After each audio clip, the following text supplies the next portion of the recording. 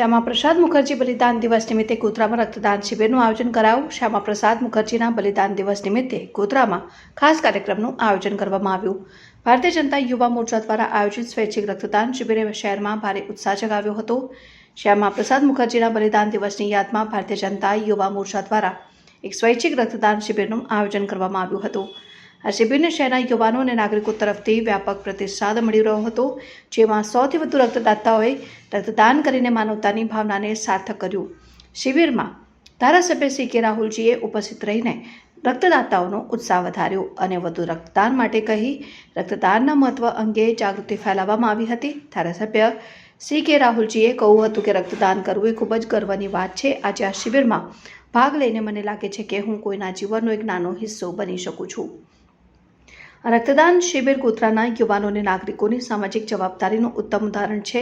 શ્યામા પ્રસાદ મુખર્જીના બલિદાન દિવસે આવું ઉમદા કાર્ય ખરેખર પ્રેરણાદાયી સાબિત થયું છે। આજે ગોધરા શહેરના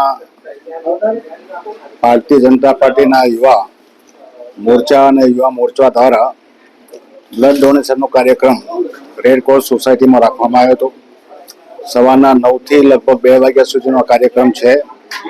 અત્યાર સુધી 35 જેટલા યુવા મોરચાના જે કંઈ કાર્યકરો છે એમને પોતાનું બ્લડ ડોનેશન આપી ચૂક્યા છે અને હજુ 2 વાગ્યા સુધી લગભગ 40થી 50 જેટલા યુવાનો આજે આ બ્લડ ડોનેશન કેમ્પની અંદર આવીને પોતાનું રક્તદાનનું દાન આપશે, જેથી કરીને જે લોકોને બ્લડની જરૂર હોય એમને જીવતદાન સમૂહ આ રક્તદાન છે।